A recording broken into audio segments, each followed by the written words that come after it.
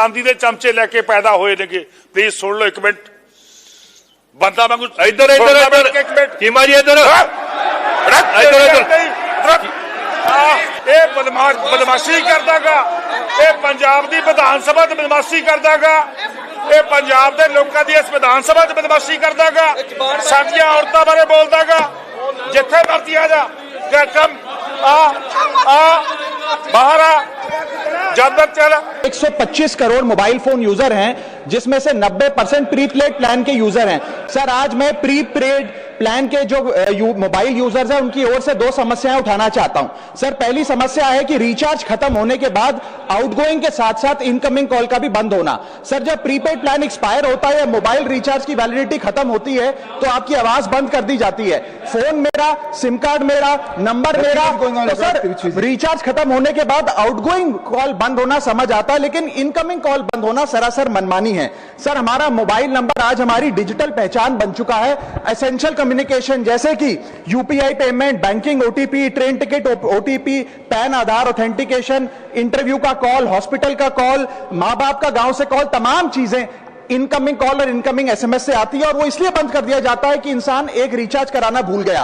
Sir, incoming call बंद करना is not stopping of a service, ये हमारे राइट टू कम्युनिकेशन को स्टॉप करने जैसा है। सर, जैसे आपका आधार कार्ड इसलिए एक्सपायर नहीं हो जाता कि आपने डिटेल अपडेट नहीं करी, या आपका बैंक का खाता इसलिए बंद नहीं हो जाता कि आपने मंथली डिपॉजिट जमा नहीं किया, या आपका वोटर आईडी इसलिए सस्पेंड नहीं हो जाता कि आप एक चुनाव में वोट डालना भूल गए। ठीक उसी तरह आपका मोबाइल नंबर इसलिए सस्पेंड और डीएक्टिवेट नहीं होना चाहिए कि आप एक रिचार्ज भूल गए। सर, मैं सदन में फ्री आउटगोइंग की मांग नहीं कर रहा, फ्री डेटा की मांग नहीं कर रहा, लेकिन इनकमिंग कॉल फैसिलिटी की गारंटी होनी चाहिए। मेरी 3 स्पेसिफिक मांग है। पहली, प्रीपेड मोबाइल कनेक्शन में इनकमिंग कॉल और इनकमिंग एसएमएस कम से कम 1 साल तक कंटिन्यू रहे, चलता रहे from the date of the last recharge, ताकि एसेंशियल कम्युनिकेशन चलती रहे।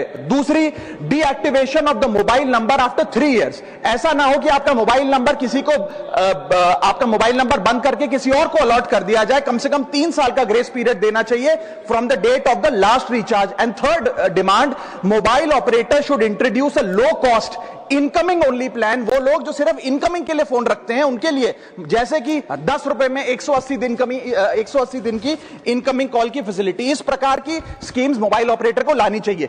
दूसरी समस्या जो प्रीपेड कस्टमर्स फेस करते हैं वो है टेलीकॉम ऑपरेटर का 28 दिन का मंथली रिचार्ज। साल में सर महीने 12 होते हैं, लेकिन 28 दिन की रिचार्ज के माध्यम से 13 टाइम्स रिचार्ज कराना पड़ता है। कैसे सर? 28 दिन into 13 times is equal to 364 days. ये एक बड़ी क्लेवर स्ट्रैटेजी है जिसके चलते आपको फीलिंग 30 दिन की देते हैं, लेकिन आपसे डीलिंग 28 दिन की करते हैं। सर, दुनिया में हर जगह बिलिंग साइकिल कैलेंडर मंथ के हिसाब से होती है, 30 या 31 दिन। आपको मंथली सैलरी, लैंडलॉर्ड का रेंट, बैंक की ईएमआई, बिजली पानी गैस का बिल, तमाम चीजें 30 या 31 दिन के महीने के हिसाब से होती हैं। लेकिन ये मोबाइल ऑपरेटर, टेलीकॉम ऑपरेटर 28 दिन के महीने के हिसाब से आपको रिचार्ज प्लान बेचते हैं, ताकि साल में एक अतिरिक्त रिचार्ज आपको मिल जाए। मैं उम्मीद करता हूं कि इसे भी समाप्त किया जाएगा।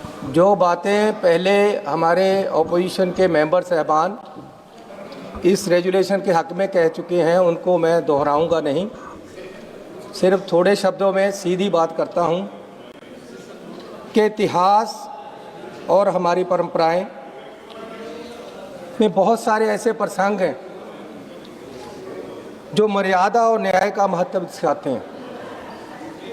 आदरणीय मैवन जी, महाभारत में जब दुर्योधन ने द्रौपदी का चीरहरण किया तो वो एक खाली द्रौपदी का चीरहरण नहीं था, वो मर्यादाओं, सभ्यताएं और पूरी नारी जाति का अपमान था। और अगर उस समय के राजा धृतराष्ट्र, भीष्म पितामह, द्रोणाचार्य इस बात को रोकते तो महाभारत का युद्ध ना होता और कुरु वंश का नाश ना होता। यहाँ संसद में जो ऑपोजिशन की आवाज़ को दबाया गया, माइक बंद किए जाते हैं, ऑपोजिशन को बोलने नहीं दिया जाता। ये ऑपोजिशन की खाली आवाज़ का दबाव नहीं है, ये लोकतंत्र का वस्त्रहरण है। आदरणीय मैडम जी, ये मर्यादाओं का वस्त्रहरण है। ये देश की सभ्यता का जो हमें कानून दिया गया है उसका वस्त्रहरण है। अगर प्रधानमंत्री जी, अगर होम मिनिस्टर, संसदीय मंत्री जी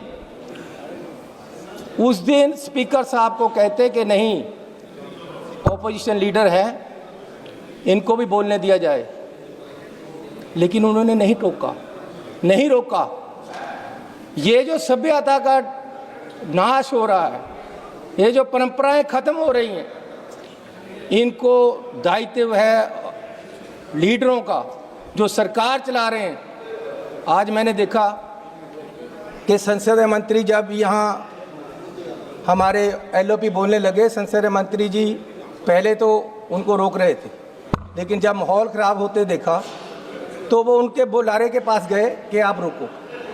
अगर ऐसी हर बार ये दिखाते रहें, आगे बढ़कर सही को सही कहें, ऊपर चेयर को आदेश ना दें और चेयर उनके आदेश से ना चले, तो सारा कुछ सही हो सकता था। लेकिन चेयर ने हमेशा ऑपोजिशन की ना सुनकर ट्रेजरी बेंच की सुनी, जिससे आज हमें ये सब कुछ रहना पड़ रहा है।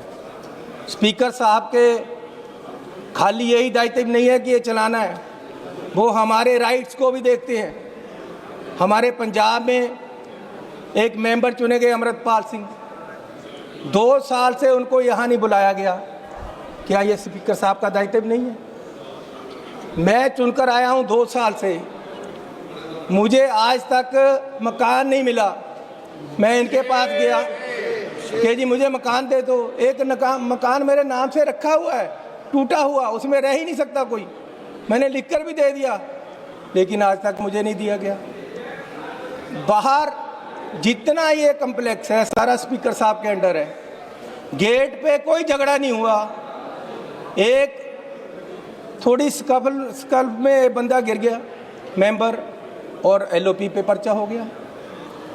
क्यों बार बार एलओपी को टारगेट किया जाता है? ये एलओपी का महक बंद नहीं किया जाता। ये देश की करोड़ों उस जनता का जो अपने बात यहाँ एलओपी के थ्रू रखने चाहते हैं, उनका गला दबाया जाता है। माननीय चेयरपर्सन जी, मैं आपको बेनती करना चाहता हूँ कि चेयर निष्पक्ष होनी चाहिए। आज आप मुझे सुन रहे हैं, पिछली बार मैं बोला तो जगदम्बे जी बैठे थे, 10 मिनट मुझे मिले, 8 मिनट तो वही बोल गए। बोलने नहीं देते। कब तक हमें बोलने नहीं दिया जाएगा और आवाज़ दबाई जाएगी? इसलिए मैं आपसे निवेदन करता हूं कि संसद सरकार की संपत्ति नहीं है, ये जनता की आवाज़ का मंच है। नियमों का इस्तेमाल ढाल की तरह नहीं, न्याय की तरह होना चाहिए। लोकतंत्र में माइक बंद करने से सवाल खत्म नहीं होते। सत्ता का अहंकार सत्ता की मर्यादा को बड़ा नहीं कर सकता। सदन की मर्यादा किसी व्यक्ति या पद से बड़ी है। ये मर्यादा टूटेगी तो लोकतंत्र कमज़ोर हो जाएगा।